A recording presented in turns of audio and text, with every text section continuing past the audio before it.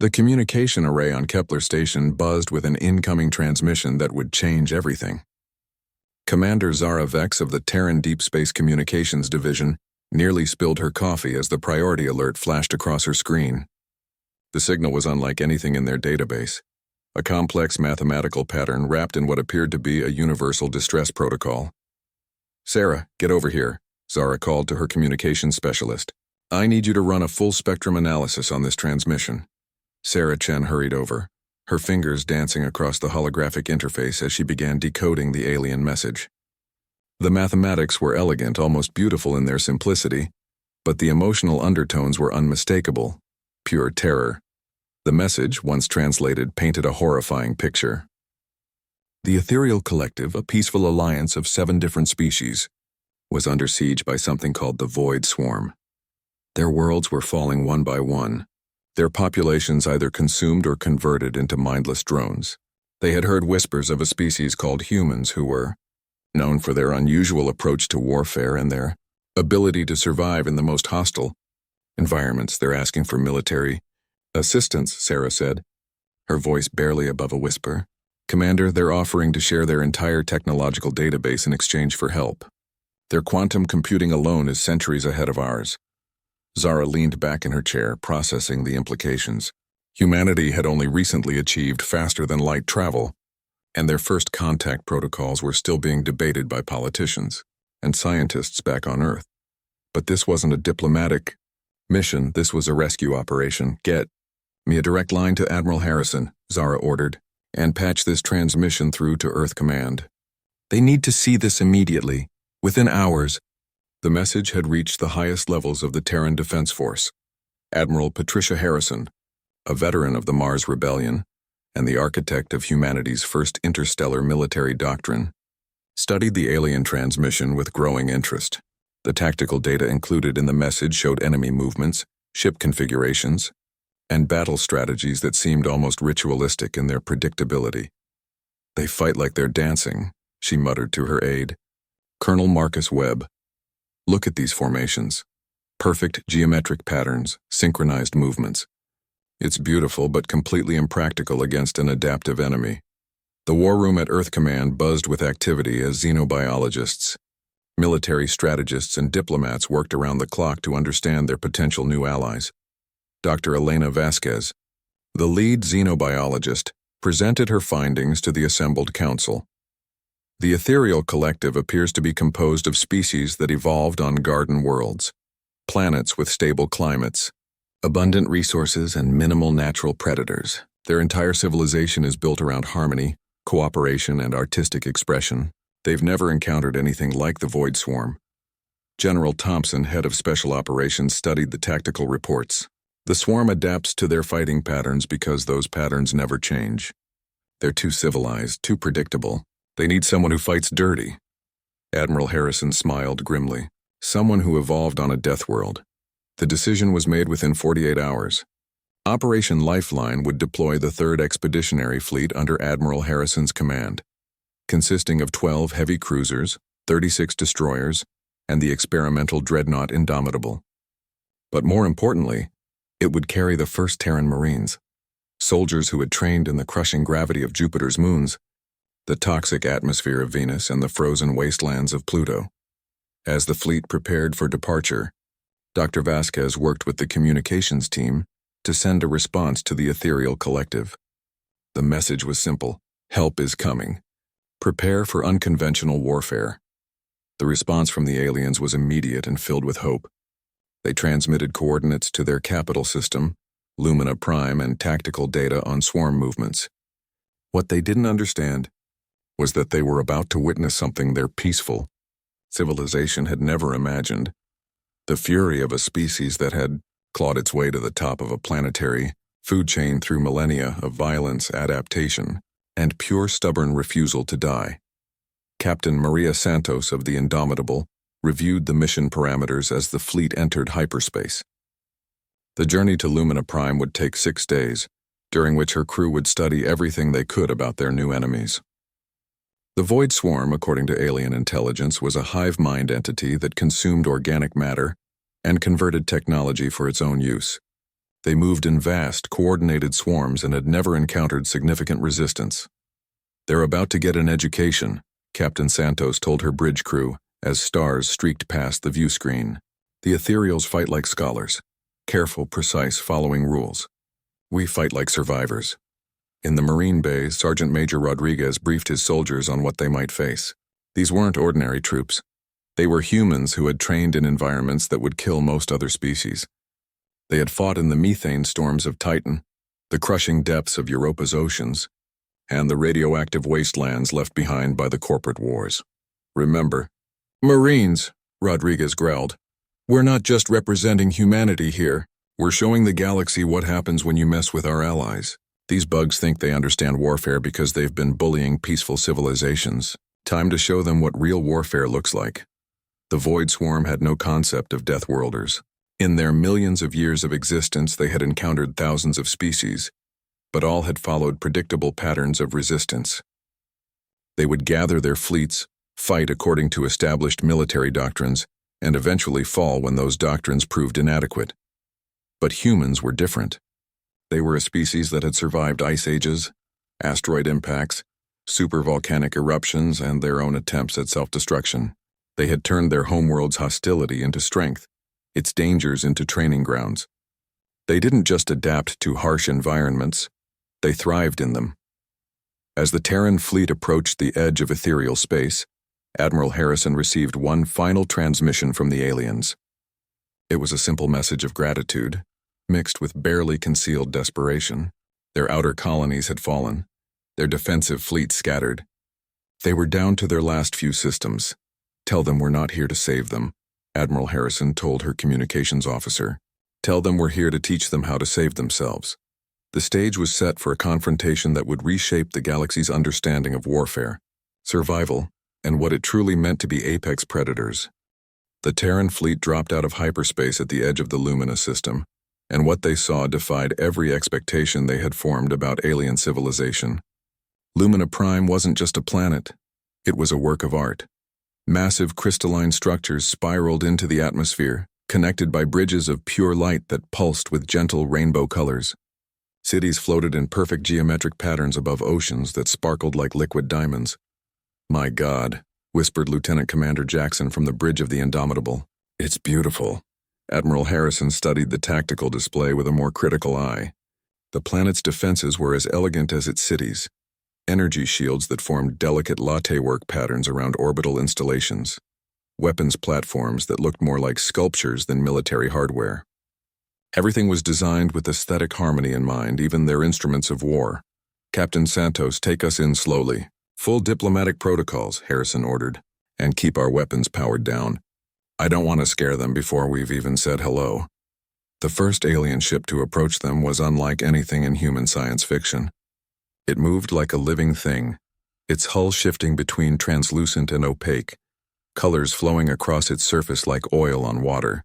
When it spoke, the voice that came through their communication systems was like music, multiple tones harmonizing in perfect pitch. "Greetings, beings of Terra," the voice sang. "I am melodic resonance of the first harmony, speaking for the ethereal collective. We welcome you to our space, though we wish circumstances were different." Admiral Harrison activated the communication array. "This is Admiral Patricia Harrison of the Terran Defense Force. We received your distress call and came as quickly as we could. What's your current tactical situation?" A pause, then the alien voice returned, somehow conveying sadness through its musical tones. "The Void Swarm has consumed 4 of our outer systems. We estimate 6 standard cycles before they reach Lumina Prime. Our defensive fleets have been overwhelmed." The alien ship transmitted tactical data that made the human officers exchange worried glances. The swarm wasn't just defeating the ethereal forces, it was annihilating them. Entire fleets had been destroyed without inflicting significant casualties on the enemy. "Request permission to come aboard and review your defensive strategies," Harrison said. "Of course, we have prepared a reception chamber suited to your biological requirements."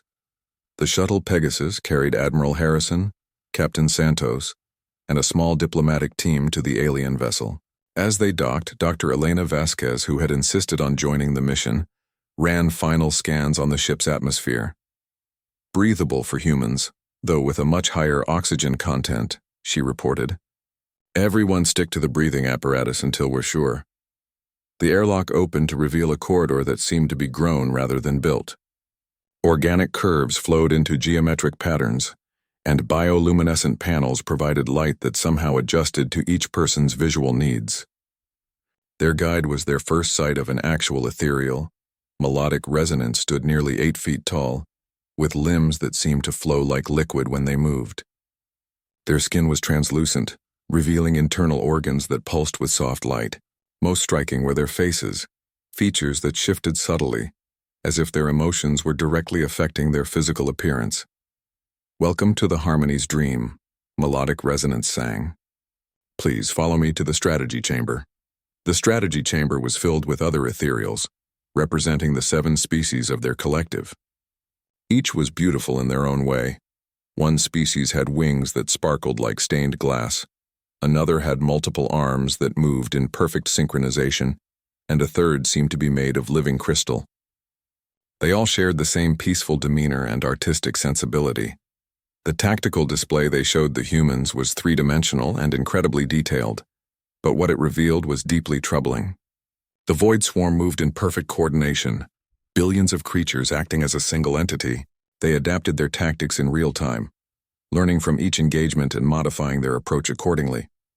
"We have tried everything in our military doctrine," sang another ethereal, who introduced themselves as Crystal Song of the 7th Harmony.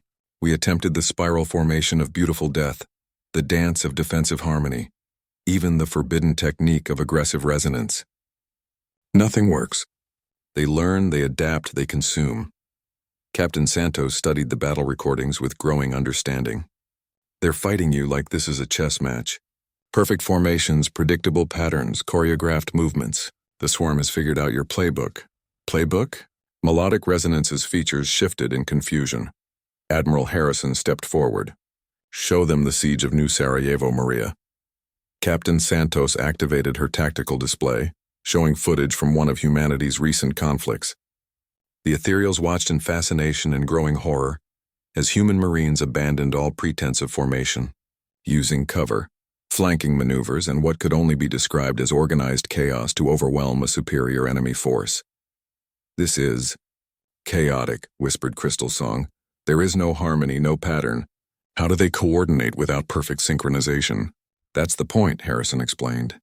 "Chaos is unpredictable. When every soldier is thinking for themselves, adapting in real time, making split-second decisions, the enemy can't predict what you'll do next because you don't know what you'll do next."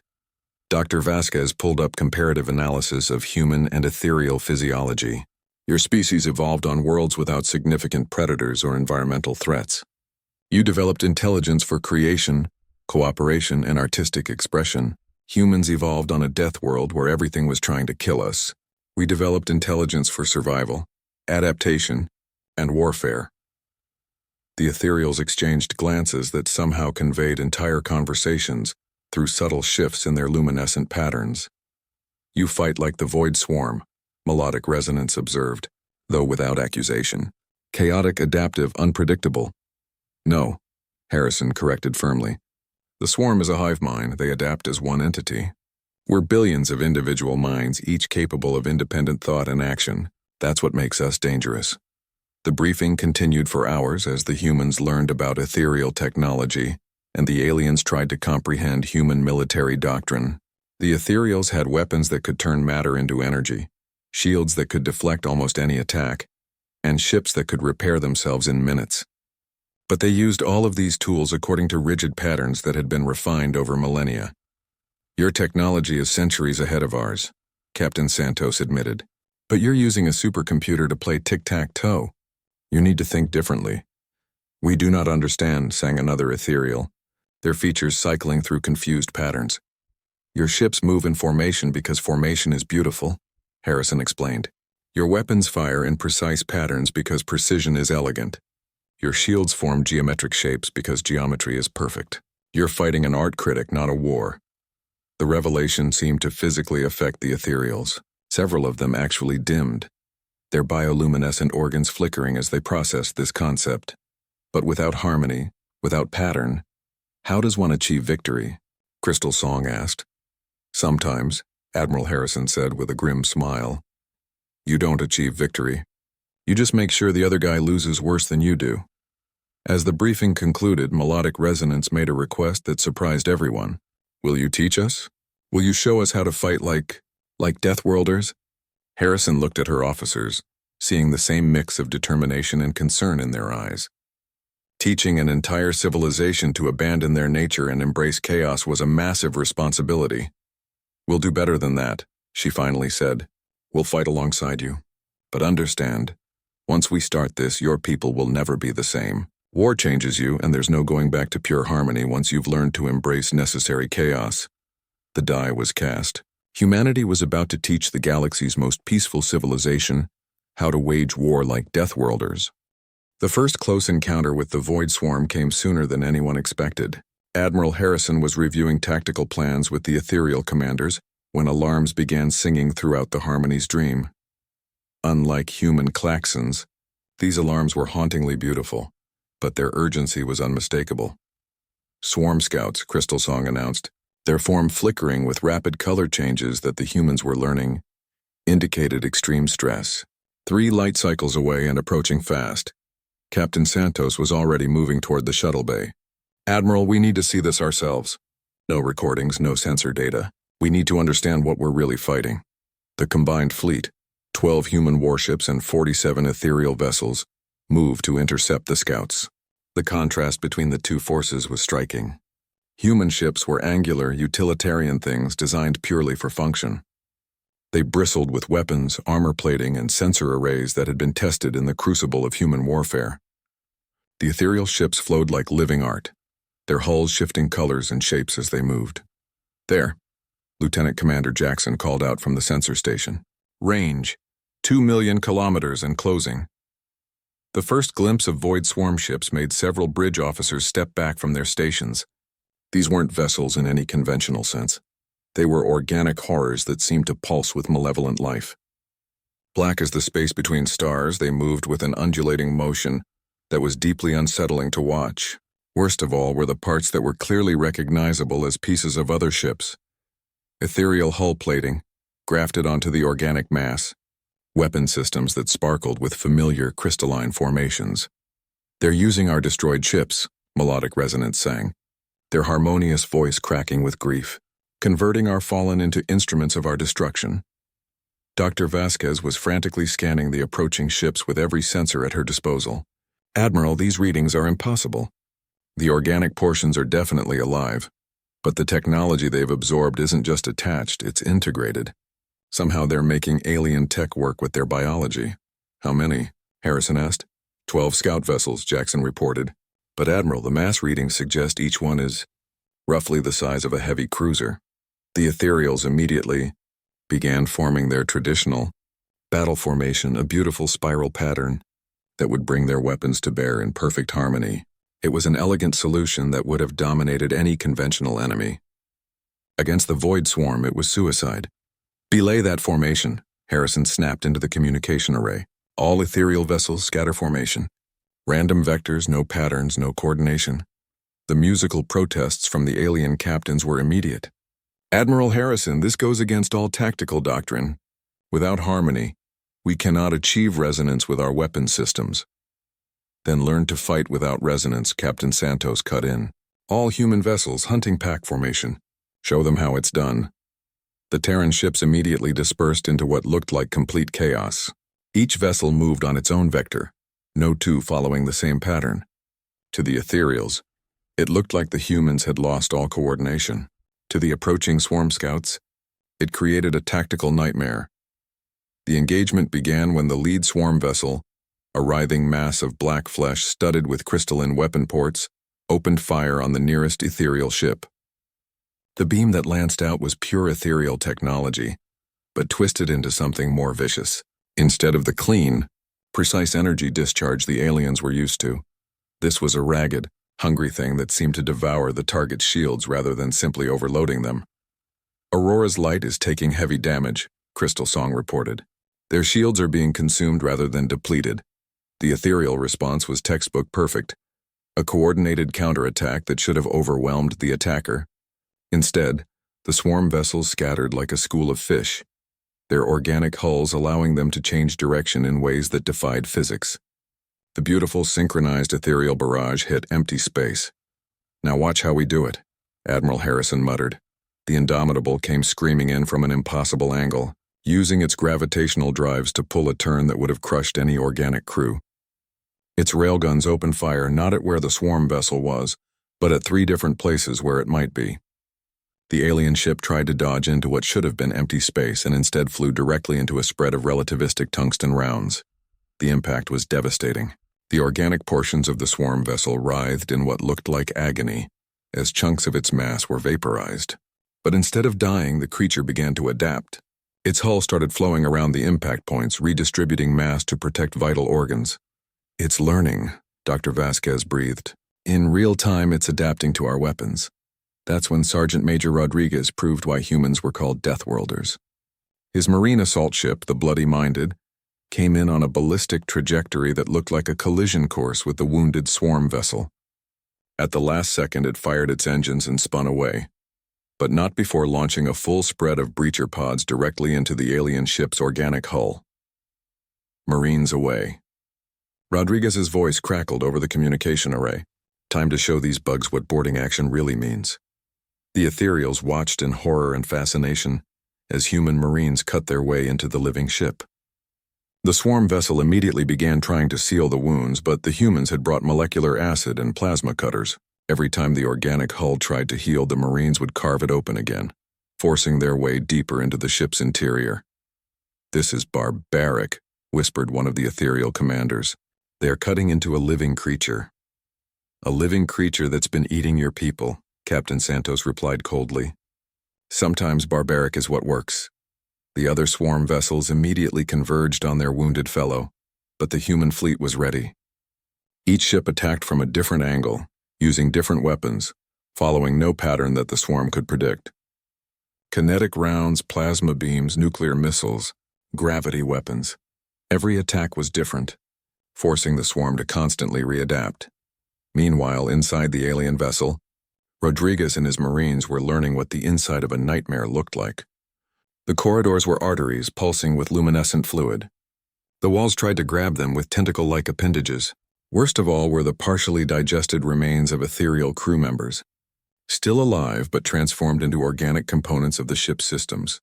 "Command, we found the bridge," Rodriguez reported, "and you're not going to like this." The center of the swarm vessel was a massive organic brain, easily the size of a small building. Connected to it were dozens of smaller brains, each one clearly from a different species, wired into the central intelligence but retaining just enough individual awareness to scream. "Holy hell," one of the Marines whispered. "It's not just consuming them, it's collecting them, making them part of the hive mind while keeping them conscious. New mission priority." Admiral Harrison's voice cut through the communication array. "Destroy that thing's brain, then get out of there." "That's an order." The Marines didn't need to be told twice. They planted their largest demolition charges around the central brain, while fighting off increasingly desperate attacks from the ship's immune system. The organic defenses were learning too, adapting to their weapons and tactics. But humans had one advantage the swarm hadn't encountered before: the willingness to do anything, no matter how brutal, to complete the mission. When the charges detonated, the effect was immediate and horrifying. The swarm vessel let out a psychic scream that affected every brain within 100 kilometers. The ethereals nearly passed out from the mental assault, but the humans just gritted their teeth and kept fighting. The wounded swarm ship began to dissolve, its organic components breaking down without the central intelligence to coordinate them. The other scout vessels immediately retreated, but not before the human sensors had collected detailed scans of their composition and behavior. As the Marines were recovered and the fleet regrouped, Dr. Vasquez compiled her findings. What she discovered was worse than anyone had imagined. "They're not just a hive mind," she reported to the assembled commanders. "They're a collective consciousness made up of every species they've ever consumed. Each brain they absorb adds to their knowledge, their capabilities, their understanding of their victims' technology and tactics." The implications were staggering. The Void Swarm had been consuming civilizations for millions of years, incorporating their knowledge and abilities into an ever-growing intelligence. They weren't just copying ethereal technology. They had absorbed entire ethereal minds and were using their creativity and technical knowledge. That's why they adapt so quickly to ethereal tactics, Admiral Harrison realized. They have actual ethereal brains working for them, forced to devise counter-strategies against their own people. But the humans had learned something important too.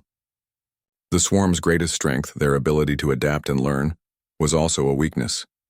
They had never encountered a species that could out-adapt them, that could change tactics faster than they could respond.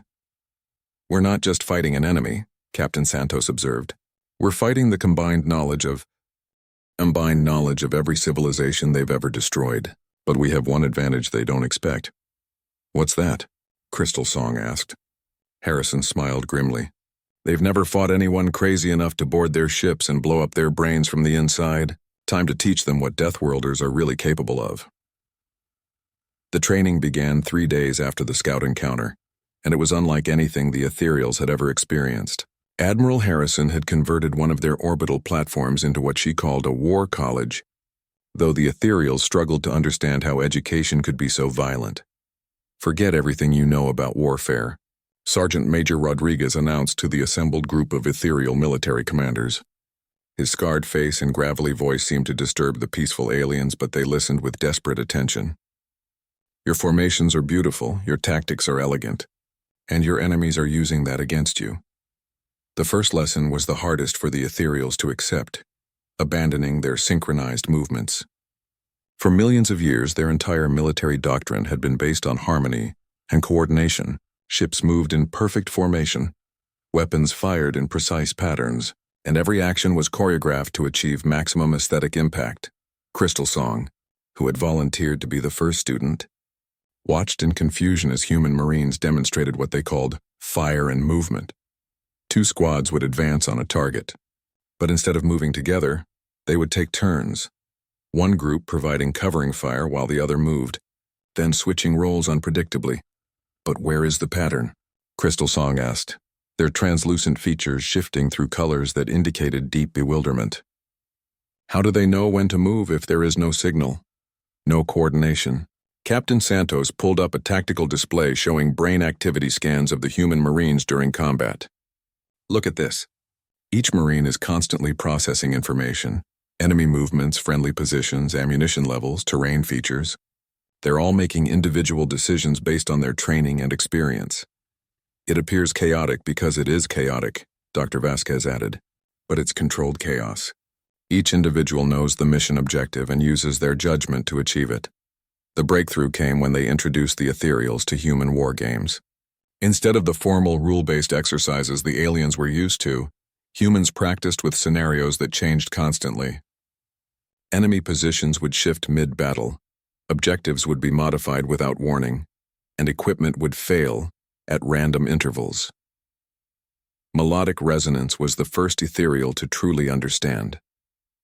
During a simulated battle, their beautiful formation was destroyed by a mock swarm attack. Instead of surrendering or reforming according to doctrine, they split their remaining forces into individual units and began harassing the enemy from multiple directions. "Excellent," Rodriguez shouted. "You're thinking like a survivor instead of an artist." But the real test came when they tried to integrate human and ethereal technologies. The aliens had weapons and defensive systems that were centuries ahead of human science, but they were designed to work in harmony with other ethereal equipment. Human technology was modular, redundant, and deliberately over-engineered to work under the worst possible conditions. "Your shields are works of art," Lieutenant Commander Jackson explained to a group of ethereal engineers. "Mathematically perfect, energy efficient, and absolutely beautiful. They're also predictable. The swarm has learned to exploit the harmonic frequencies you use." The solution was typically human. Instead of perfecting the shield technology, they deliberately made it worse. They introduced random frequency shifts, power fluctuations, and what the Ethereals could only describe as deliberate imperfections into the shield matrices. "This is terrible design," protested one of the ethereal engineers, a being of living crystal whose name translated roughly to perfect mathematical harmony. "The energy efficiency drops by 30%. The structural integrity is compromised and the aesthetic value is completely destroyed." "But can the swarm predict it?" Captain Santos asked. After running computer simulations, perfect mathematical harmony had to admit that the chaotic shield patterns were essentially impossible to predict or counter. It works, they said, their crystalline form flickering with what humans were learning to recognize as grudging respect. It is ugly and inefficient, but it works. The real transformation came when the ethereals began teaching humans about their technology in return. The aliens were amazed to discover that human science, while primitive, was incredibly adaptable. Where ethereal technology required precise conditions and perfect harmonization, human equipment was designed to function even when half-broken and covered in mud. Your weapons are crude but reliable, observed another ethereal engineer. Our weapons are perfect but fragile. Perhaps we can combine the best of both. The resulting hybrid technology was unlike anything either species had created before. Ethereal energy weapons powered by human fusion reactors that could operate in any environment. Human armor plates enhanced with ethereal crystalline matrices that could absorb and redirect energy attacks. Ships that combined ethereal elegance with human redundancy and survivability. But technology was only part of the equation. The real challenge was teaching the ethereals to think like Deathworlders. Dr. Vasquez worked with their xenopsychologists to understand how to modify their basic instincts without destroying their fundamental nature. Your species evolved to seek harmony and avoid conflict, she explained to a gathering of ethereal leaders. This made you incredibly successful at building a peaceful civilization. But now you need to tap into older instincts, the survival drives that every species has buried somewhere in their genetic memory. The process was traumatic for many ethereals. They had to learn to embrace concepts that went against their deepest nature: deception, aggression, and the willingness to cause suffering to prevent greater suffering. Some couldn't make the transition and had to be assigned to non-combat roles, but others, particularly the younger generation who had lived through the swarm attacks, adapted with surprising speed. They began developing tactical doctrines that combined ethereal innovation with human ruthlessness. Instead of beautiful formations, they created what they called chaotic harmonies, patterns that appeared random but had hidden mathematical structures that only they could perceive. The first joint training exercise was a disaster by ethereal standards, and a rousing success by human ones. The mixed fleet of human and ethereal ships was tasked with defending a mock colony from a simulated swarm attack. The ethereals tried to form their traditional defensive positions, but the humans immediately scattered their forces and began what looked like random attacks on the enemy formation. "What are they doing?" Crystal Song demanded. "There is no pattern, no coordination. Watch and learn," Admiral Harrison replied. The human ships were using a tactic they called wolf pack hunting. Each ship operated independently, but they all shared the same objective: disrupt the enemy formation and prevent them from achieving their goals. They attacked from multiple directions, forcing the mock swarm to constantly readjust their approach. When the ethereal ships tried to form up to support the humans, they found themselves out of position and vulnerable. But when they abandoned their formations and began operating as independent units, supporting whichever human ship was closest to them, the entire dynamic changed. "We are winning," melodic resonance sang with amazement. "Without harmony, without pattern, we are actually winning." The exercise ended with the simulated swarm in complete disarray. Their adaptive algorithms couldn't cope with the constantly changing tactics and unpredictable movements of the mixed fleet. Every time they began to understand one ship's behavior, that ship would change its approach or be replaced by another vessel with completely different tactics. "This is how we fight the swarm," Admiral Harrison announced to the assembled crews. "Not with perfect tactics or beautiful formations, but with chaos they can't predict and adaptability they can't match." But the most important lesson came during the psychological briefings. The ethereals had to understand that they weren't just fighting for their civilization, they were fighting for the right to exist as independent beings.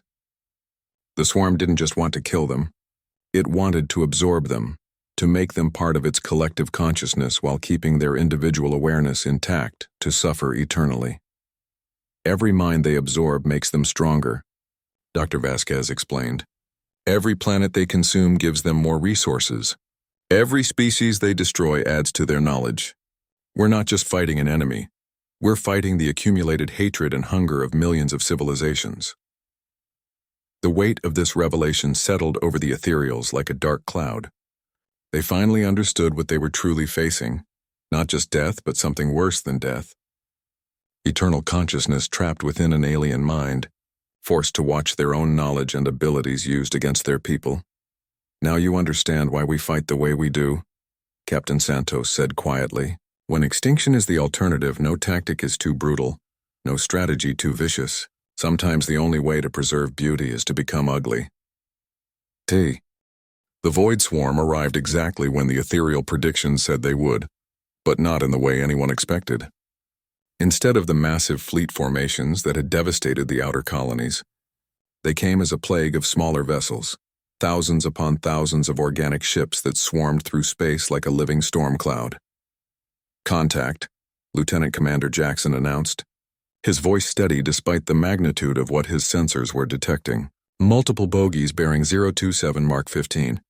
Count as, Jesus Christ, Admiral, there are thousands of them." Admiral Harrison stood on the bridge of the Indomitable, watching the tactical display fill with red dots that seemed to multiply as she watched. The swarm had learned from their previous encounters with human tactics and adapted accordingly. Instead of presenting a few large targets that could be overwhelmed by concentrated firepower, they had split into a massive cloud of smaller vessels. "They're adapting faster than we expected," Captain Santos muttered. "Each ship is maybe frigate-sized, but there are enough of them to darken the sky." The joint, human ethereal fleet hung in space between the approaching Swarm and Lumina Prime. 59 ships total, an insignificant number compared to the thousands bearing down on them. By any rational calculation, they were about to be annihilated. "All ships, this is Admiral Harrison," she announced over the fleet communication array. "Remember your training. No formations, no patterns, no predictability. Make them work for every kill, and make sure each death costs them more than they can afford." The ethereal response came in their musical voices, but now those harmonies carried undertones of steel that would have been impossible a month ago. "We understand, Admiral. We are ready to embrace necessary chaos." The first wave hit them like a tsunami of organic horror. The swarm vessels moved with the fluid grace of deep-sea creatures, their hulls rippling and pulsing as they accelerated to attack speed. But the Allied fleet was ready for them. The human destroyer Relentless opened fire first, its railgun sending streams of relativistic tungsten into the approaching swarm. Instead of aiming for specific targets, Captain Morrison had programmed his weapons to fire into the densest concentrations of enemies, treating them like a flock of birds rather than individual ships.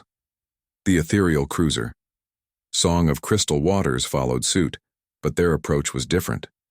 They had learned to weaponize their own aesthetic sensibilities, creating what they called ugly harmonics, sound waves and energy patterns that were deliberately jarring and chaotic.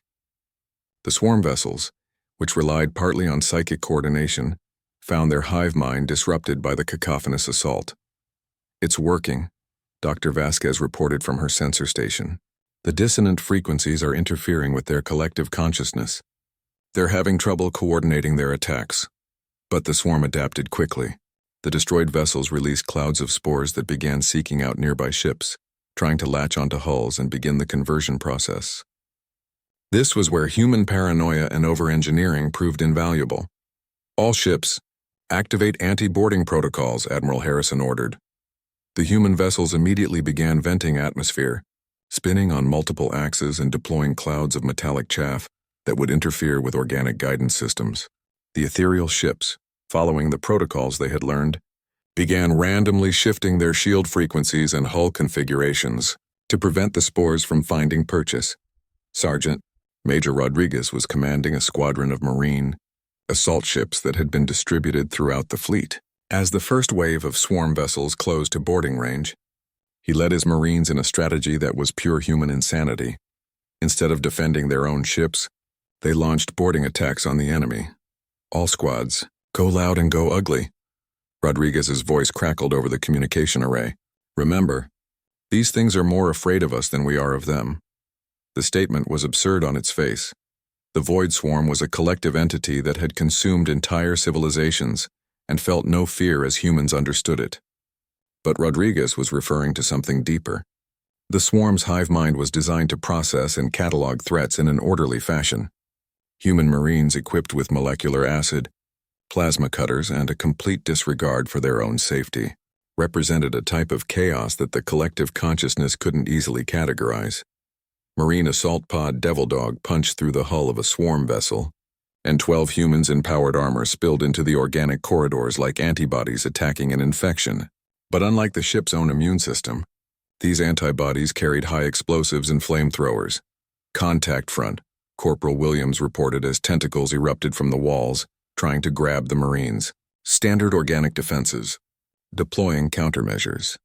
The countermeasures were a combination of sonic disruptors that interfered with the ship's nervous system and chemical agents that were specifically designed to be toxic to the carbon-based life forms the swarm used. The Marines had spent weeks working with ethereal biochemists to develop weapons that would be effective against living ships. Meanwhile, in space, the battle was becoming a three-dimensional chess match played at relativistic speeds. The swarm vessels were trying to surround and overwhelm individual ships, but the Allied fleet refused to be pinned down. Human and ethereal captains worked together, not through formal coordination, but through what they had learned to call cooperative chaos. The ethereal ship Harmony of Distant Stars found itself surrounded by dozens of swarm vessels, their organic weapons charging for a coordinated attack that would overwhelm its shields. Instead of trying to fight them all, Captain Resonant Echo did something that would have been unthinkable a month ago. They called for help using human tactical doctrine. Any ship, any ship. This is Harmony of Distant Stars. We have multiple bogies converging on our position and request immediate assistance. The response came from an unexpected source, the human heavy cruiser Unconquerable, which was already engaged with its own group of swarm vessels. Instead of abandoning their current fight to help the ethereals, Captain Rodriguez, the Sergeant Major's younger sister, used a tactic called controlled collision. The Unconquerable fired its engines at full power and dove directly through the swarm of enemies attacking the ethereal ship, its point defense systems blazing at maximum rate. The maneuver was technically suicide. No ship could survive passing through dozens of enemy vessels at close range. But the swarm had never encountered a ship that was willing to ram through their formation rather than try to fight around it. The human cruiser took massive damage, losing 2 engine pods and most of its port armor, but the psychological effect on the swarm was devastating. Their hive mind simply couldn't process the concept of a deliberate collision course. They tried to adapt their formation to prevent it from happening again, which created gaps that other Allied ships immediately exploited. "This is insane," Crystal Song observed from their position aboard the command ship. "The humans are fighting like they want to die." "No," Admiral Harrison corrected. "They're fighting like dying doesn't scare them. There's a difference." The difference became clear as the battle progressed. Human ships that should have been destroyed kept fighting with damaged systems and failing weapons. When the destroyer Tenacious lost its main engines, its captain used maneuvering thrusters to spin the ship like a top, creating a moving weapons platform that fired in all directions. When the ethereal cruiser Beautiful Mathematical Principle had its shields fail, its crew began using their ship's industrial fabricators to create makeshift armor plating in real time. But the most devastating moment came when the swarm made a critical mistake. Seeing that the human Marines were causing significant damage to their vessels, they attempted to adapt by boarding human ships with their own organic warriors. The first swarm creature to board the Indomitable learned why humans were called Deathworlders. It found itself facing not just trained soldiers but an entire crew that had been raised on a planet where everything was trying to kill them. The ship's cook killed 3 boarding creatures with kitchen knives. The medical staff used surgical equipment to dissect attacking organisms while they were still alive. The engine room crew turned maintenance tools into weapons that the swarm's collective intelligence couldn't classify or counter. "Hull breach on Deck 7, damage control reported. Organic intrusion detected. Deck 7 crew, you know what to do," Captain Santos announced over the ship's intercom. What they did was something the Void Swarm had never encountered in millions of years of conquest. Instead of falling back and forming defensive positions, the crew of Deck 7 went on the attack.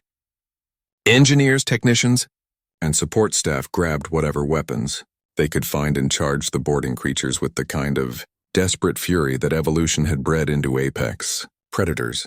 The swarm organism that had expected to find cowering prey instead found itself being hunted through the corridors of the ship by humans who had learned to kill before they learned to walk. It lasted exactly 47 seconds before the crew had dismantled it for study. Boarding action repelled, Santos reported. Casualty report: 1 twisted ankle and someone bit their tongue. We've got samples of swarm tissue for the lab. Across the fleet, similar scenes W. The second wave was everything Admiral Harrison had feared and more. The Void Swarm had learned from the first engagement, but not in the way anyone expected. Instead of adapting their tactics to counter human unpredictability, they had chosen a different approach, overwhelming force applied without regard for losses. Mother of God, Lieutenant Commander Jackson whispered as his sensors processed the incoming threat. Admiral, there are over 10,000 vessels in this wave. They're not trying to outthink us anymore. They're just going to drown us in bodies. Admiral Harrison studied the tactical display with the cold calculation that had made her the Terran Defense Force's premier strategic mind. The math was simple and brutal. Even if every Allied ship destroyed 100 enemy vessels, they would still be overwhelmed. The swarm had finally realized that sometimes the best strategy against chaos was simply to have more chaos than the other side. All ships. This is Admiral Harrison, she announced over the fleet communication array. The enemy has decided to play our game.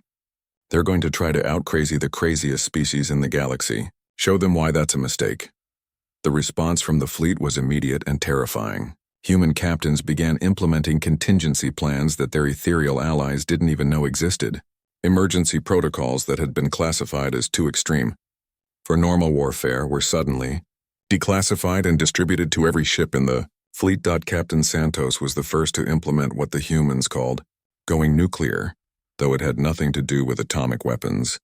The Indomitable began venting its atmosphere while simultaneously spinning on 3 axes, creating a cloud of frozen air and debris around the ship that would interfere with targeting systems. At the same time, it deployed every piece of electronic warfare equipment it carried, turning the space around it into a storm of electromagnetic interference. Ma'am, we're essentially flying blind, her tactical officer reported. Our own sensors are being jammed by our countermeasures. Good, Santos replied grimly. If we can't see them, they can't see us either. And we know where we are. The ethereal ships followed suit, but their approach was characteristically different. Instead of creating electromagnetic chaos, they began broadcasting what they called psychic static, random noise designed to interfere with the swarm's hive mind communications. The effect was like throwing sand into a precision clock mechanism. But the real innovation came from the youngest ethereal officers, who had absorbed human tactical thinking faster than their older colleagues.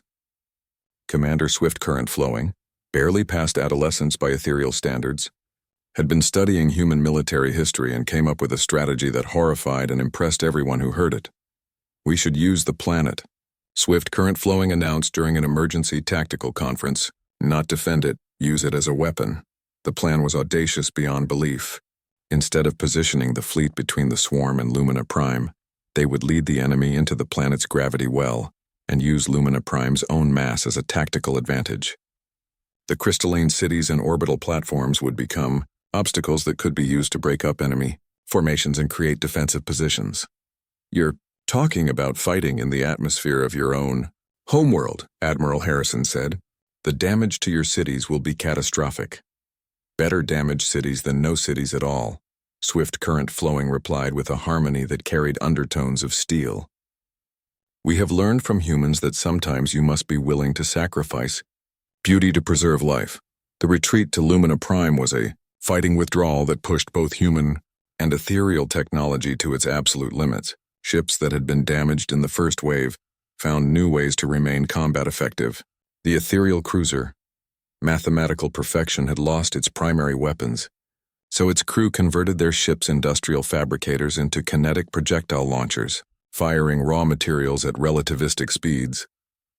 The human destroyer Stubborn had taken so much damage that it was barely recognizable as a warship, but its crew refused to abandon ship. Instead, they turned their vessel into what Sergeant Major Rodriguez called a flying bomb with attitude, rigging every system to overload simultaneously while steering directly toward the largest concentration of enemy vessels. This is Captain Morrison of the Stubborn, came the transmission as the destroyer dove into the heart of the swarm formation. Tell my wife I went out fighting and tell the enemy they picked the wrong species to mess with. The explosion when the stubborn detonated was visible from 3 star systems away. The nuclear reaction from the ship's overloaded fusion reactors created a miniature star that vaporized everything within a 50-kilometer radius. But more importantly, it created a psychological shockwave that rippled through the swarm's collective consciousness. "They're hesitating," Dr. Vasquez reported from her sensor station. "The hive mind is processing the concept of deliberate self-destruction, and it's causing cascading confusion through their neural network." The hesitation lasted only moments, but moments were all the Allied fleet needed.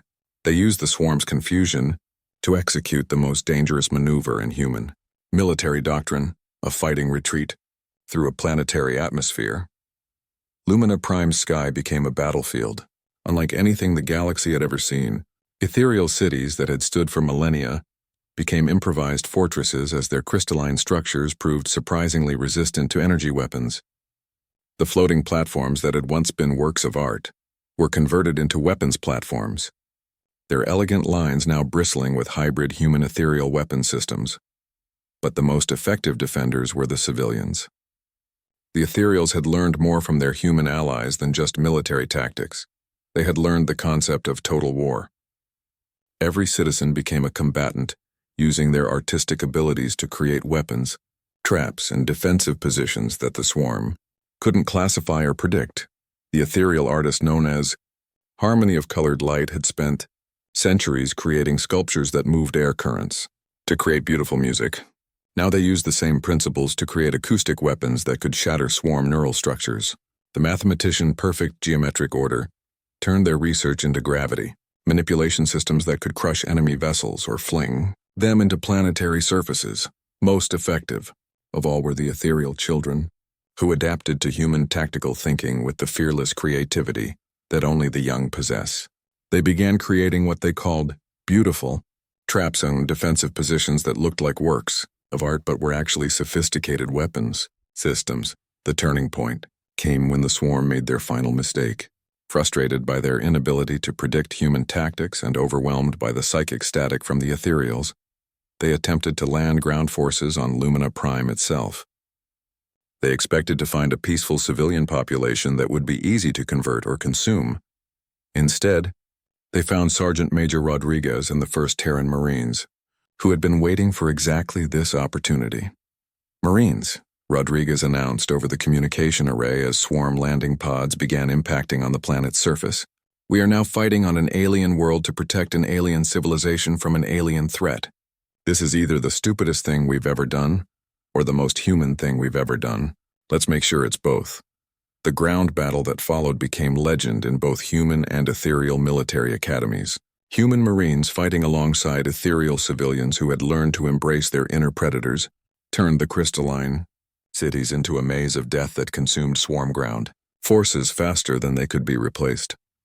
The swarm creatures that had expected to find cowering prey instead found themselves being hunted through alien streets by an alliance of Deathworlders and peaceful beings who had learned to be anything but peaceful. Every building became a fortress, every street a killing ground, every beautiful crystal formation a weapon waiting to be triggered.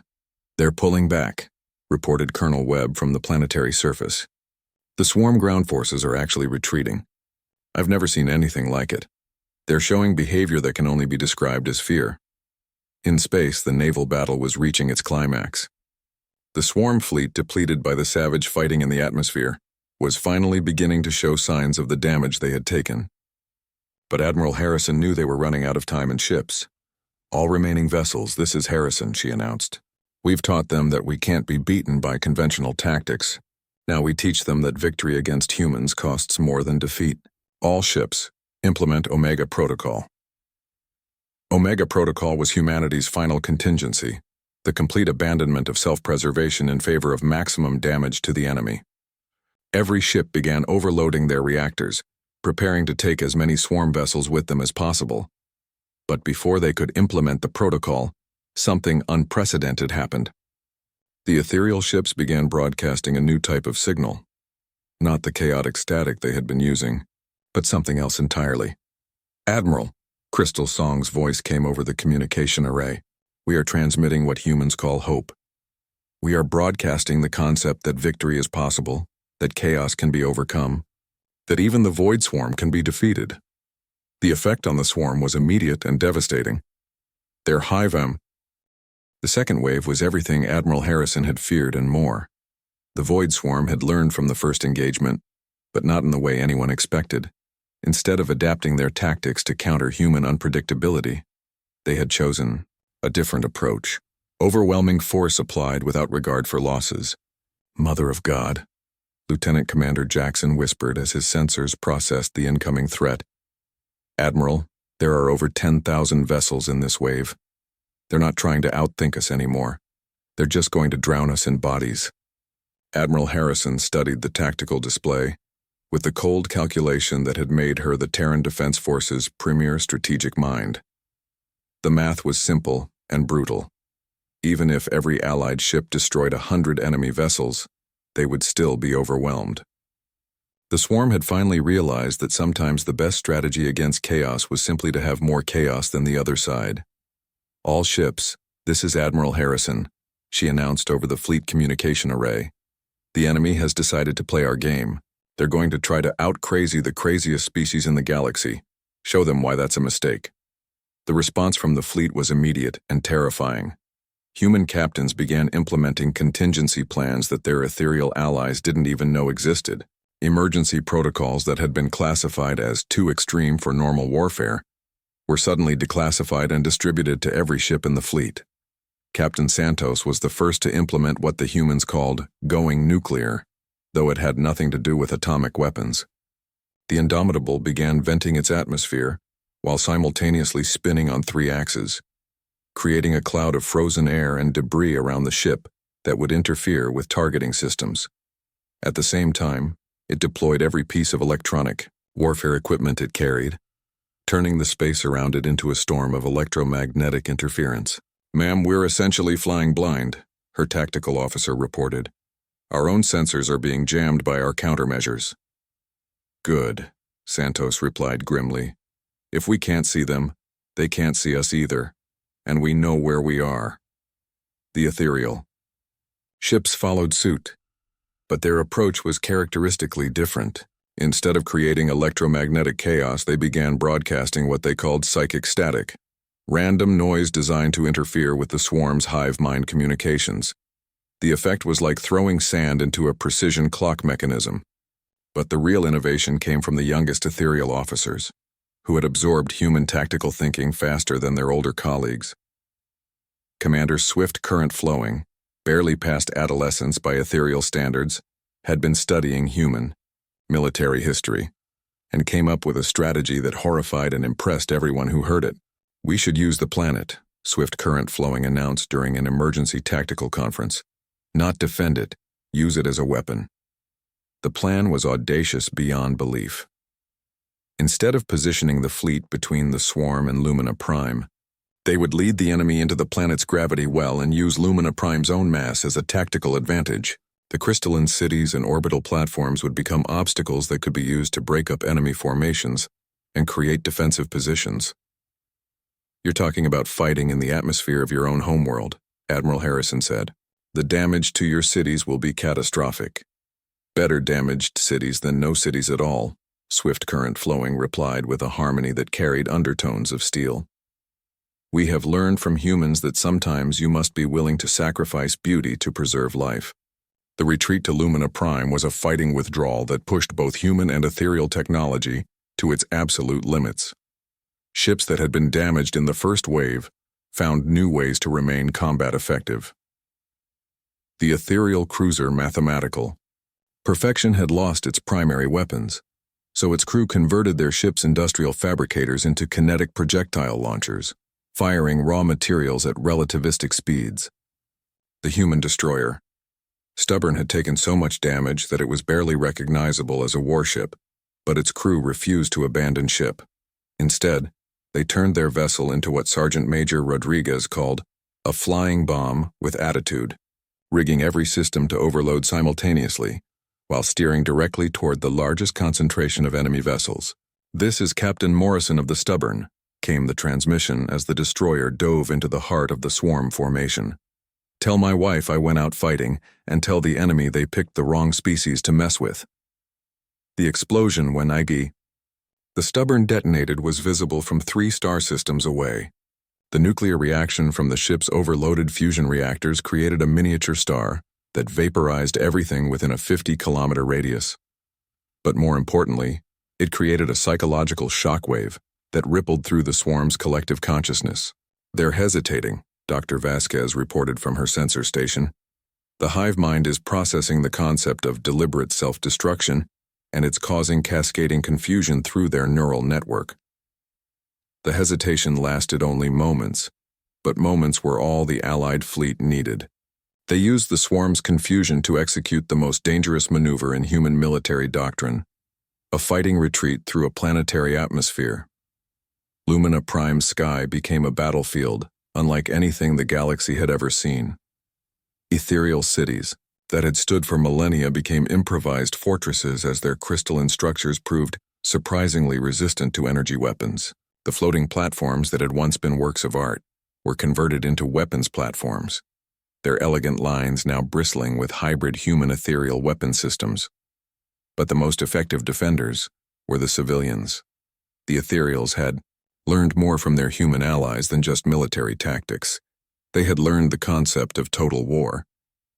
Every citizen became a combatant, using their artistic abilities to create weapons, traps, and defensive positions that the swarm couldn't classify or predict. The ethereal artist known as Harmony of Colored Light had spent centuries creating sculptures that moved air currents to create beautiful music. Now they used the same principles to create acoustic weapons that could shatter swarm neural structures. The mathematician, Perfect Geometric Order, turned their research into gravity manipulation systems that could crush enemy vessels or fling them into planetary surfaces. Most effective of all were the ethereal children, who adapted to human tactical thinking with the fearless creativity that only the young possess. They began creating what they called beautiful traps, defensive positions that looked like works of art but were actually sophisticated weapon systems. The turning point came when the swarm made their final mistake. Frustrated by their inability to predict human tactics and overwhelmed by the psychic static from the ethereals, they attempted to land ground forces on Lumina Prime itself. They expected to find a peaceful civilian population that would be easy to convert or consume. Instead, they found Sergeant Major Rodriguez and the 1st Terran Marines, who had been waiting for exactly this opportunity. Marines, Rodriguez announced over the communication array as swarm landing pods began impacting on the planet's surface. We are now fighting on an alien world to protect an alien civilization from an alien threat. This is either the stupidest thing we've ever done or the most human thing we've ever done. Let's make sure it's both. The ground battle that followed became legend in both human and ethereal military academies. Human Marines, fighting alongside ethereal civilians who had learned to embrace their inner predators, turned the crystalline cities into a maze of death that consumed swarm ground forces faster than they could be replaced. The swarm creatures that had expected to find cowering prey instead found themselves being hunted through alien streets by an alliance of Deathworlders and peaceful beings who had learned to be anything but peaceful. Every building became a fortress, every street a killing ground, every beautiful crystal formation a weapon waiting to be triggered. They're pulling back, reported Colonel Webb from the planetary surface. The swarm ground forces are actually retreating. I've never seen anything like it. They're showing behavior that can only be described as fear. In space, the naval battle was reaching its climax. The swarm fleet, depleted by the savage fighting in the atmosphere, was finally beginning to show signs of the damage they had taken. But Admiral Harrison knew they were running out of time and ships. All remaining vessels. This is Harrison, she announced. We've taught them that we can't be beaten by conventional tactics. Now we teach them that victory against humans costs more than defeat. All ships implement Omega Protocol.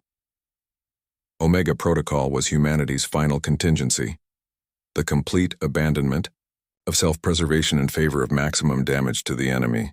Every ship began overloading their reactors, preparing to take as many swarm vessels with them as possible. But before they could implement the protocol, something unprecedented happened. The ethereal ships began broadcasting a new type of signal. Not the chaotic static they had been using, but something else entirely. Admiral, Crystal Song's voice came over the communication array. We are transmitting what humans call hope. We are broadcasting the concept that victory is possible, that chaos can be overcome, that even the Void Swarm can be defeated. The effect on the swarm was immediate and devastating. Their Hive M, End, which had been built on the absorption of despair and the consumption of defeat, couldn't process the concept of genuine hope backed by real evidence. The collective consciousness that had conquered 1,000 worlds began to fracture as individual absorbed minds started to remember what it was like to believe in victory. "They're breaking apart," Dr. Vasquez reported in amazement. "The hive mind is fragmenting. The absorbed consciousnesses are asserting individual will. The Void Swarm, faced with an enemy that refused to be beaten and allies who had learned to transform their essential nature without losing their souls, made a decision that shocked everyone. They retreated. Not a tactical withdrawal or a regrouping maneuver, but an actual retreat. For the first time in millions of years, the Void Swarm had encountered a force they could not defeat, absorb, or understand. They fled into the dark between the stars, leaving behind 6 months after the Battle of Lumina Prime. Admiral Harrison stood in what had once been the most beautiful council chamber in ethereal space. The crystalline walls still sang with harmonious frequencies, but now those melodies carried undertones that hadn't existed before. Themes of struggle, sacrifice, and hard-won victory that gave the music a depth it had previously lacked. The scars of war were visible everywhere. Lumina Prime's floating cities had been rebuilt, but the new structures incorporated human engineering principles, redundant systems, armored sections and weapon emplacements that could be activated at a moment's notice. The planet was still beautiful, but it was no longer defenseless. The final casualty reports, Crystal Song announced, their form flickering with colors that humans had learned, indicated deep sadness mixed with pride. 47 human vessels destroyed or damaged beyond repair. 31 ethereal ships lost. Ground casualties. They paused, struggling with numbers that represented more than statistics. 12,000 human military personnel. 8,000 ethereal civilians and military combined. The numbers hung in the air like a weight that would never be lifted. Every name represented someone who had died fighting for the right of others to exist. But they also represented something else. Proof that the galaxy's most peaceful species could learn to fight like Deathworlders when everything they loved was at stake. And swarm losses? Admiral Harrison asked, though she already knew the answer. Conservative estimates suggest we destroyed or damaged over 15,000 enemy vessels, reported Dr. Vasquez, who had become the galaxy's leading expert on Void Swarm biology and psychology. But more importantly, we shattered their collective consciousness. Intelligence reports indicate that swarm fragments are scattered across dozens of star systems, no longer coordinated or directed by a central intelligence. The victory had been more complete than anyone had dared hope. The Void Swarm hadn't just been defeated, they had been broken as a unified threat. Their hive mind, which had been built on the absorption of conquered species, had fractured when faced with beings who refused to surrender their individual will, even in the face of death. Captain Santos, now bearing the rank of Admiral after Harrison's promotion to Fleet Commander, activated a holographic display showing the current state of former swarm territory. We're receiving communications from dozens of species that were part of the swarm's collective consciousness. They're regaining individual awareness and asking for help in rebuilding their civilizations. It was unprecedented in galactic history. The Void Swarm had been considered an unstoppable force of nature, like entropy itself given form and purpose. The idea that they could not only be defeated but actually reversed was beyond what most species had thought possible. Which brings us to the question of what happens next, Commander Melodic Resonance said, their voice carrying harmonics that spoke of transformation beyond recognition. The young ethereal had become something new during the war, still peaceful by nature, but tempered by the knowledge of what peace sometimes required. The question had been debated for months in the councils of both species. Humanity had achieved something they had never expected, not just survival in a hostile galaxy, but respect from a civilization far more advanced than their own. The ethereals had gained something equally valuable, the knowledge that their pacifist nature didn't have to mean helplessness in the face of true evil. The ethereal collective has voted, Crystal Song announced. We wish to formalize our alliance with humanity and extend it to include the liberated species from former swarm territory. But we understand that this represents a fundamental change in galactic civilization. Fleet Commander Harrison nodded slowly. The implications were staggering. An alliance between humanity and the ethereal collective would create the most powerful military force the galaxy had ever seen. Human adaptability and ruthlessness combined with ethereal technology and coordination. Add in the dozens of species that were being freed from swarm control, and they would be looking at a superpower that could reshape galactic politics. There are conditions, Harrison said carefully. We've both changed during this war. The ethereals have learned to fight like Deathworlders, and humans have learned to appreciate beauty and harmony. We can't go back to what we were before. The truth of this was visible everywhere in the chamber. Human officers wore ethereal crystalline armor that enhanced their natural abilities while protecting them from energy weapons. Ethereal commanders carried human weapons that could function in any environment and under any conditions. The two species had begun to merge their technologies and tactics in ways that neither could have imagined alone. We propose the formation of the Galactic Defense Alliance, Melodic Resonance announced. Not an empire or a hegemony, but a voluntary association of species committed to protecting others from threats like the Void Swarm. The proposal had been months in the making, worked out in countless meetings between human diplomats and ethereal philosophers.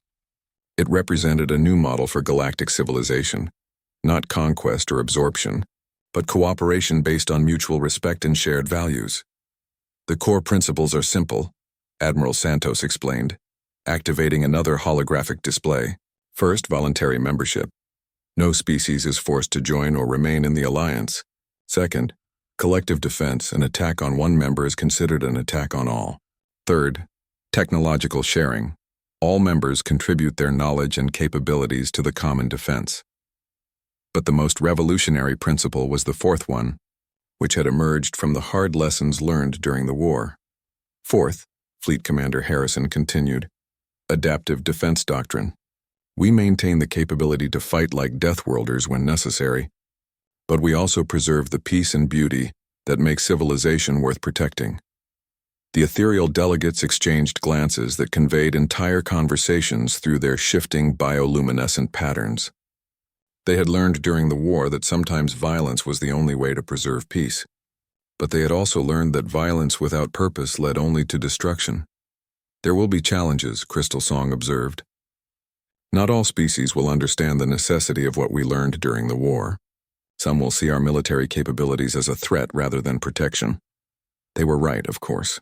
Intelligence reports indicated that several major galactic powers were already expressing concern about the human-ethereal alliance. The idea of the galaxy's most peaceful species armed with Deathworlder tactics and technology was terrifying to civilizations that relied on the old balance of power. Let them be concerned, Admiral Santos said with a smile that carried echoes of the predator humanity had once been. We're not interested in conquest or domination, but we're also not interested in watching peaceful species get consumed by the next threat that emerges from the dark. The formation of the Galactic Defense Alliance was announced simultaneously across 1,000 worlds, in 100 different languages and communication methods. The reaction was immediate and intense. Some species applied for membership within hours, desperate for the protection that the alliance offered. Others condemned it as a threat to galactic stability and began forming counter-alliances. But the most important reactions came from the liberated worlds, the species that had been part of the Void, Swarm's collective consciousness, and were now regaining their individual awareness. They understood better than anyone what it meant to face an enemy that couldn't be negotiated with or reasoned with. We're receiving applications from 47 different species, reported Commander Swift Current Flowing, who had become the Alliance's head of recruitment and integration. Everything from aquatic civilizations to energy beings to mechanical intelligences. They all want the protection that comes from having Deathworlders as allies.